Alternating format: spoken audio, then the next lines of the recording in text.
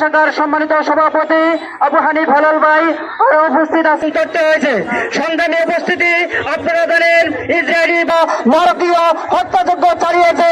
সেই হত্যাযজ্ঞের মধ্য দিয়ে বিরুদ্ধে বিক্ষোভ প্রতিবাদ সমাবেশের আয়োজন করেছে। আমরা আরো বলতে চাই, সারা বিশ্বব্যাপী 100 জাগিয়ে ওঠার জন্য সেই উদাত্ত আহ্বান রেখে সকলকে ধন্যবাদ। আমার কথা শেষ করছি। আসসালামু আলাইকুম। আসার জন্য অনুরোধ করছি গণমানুষের সংগঠন জামাত ইসলামী ফেনী জেলা শাখার সম্মানিত আমির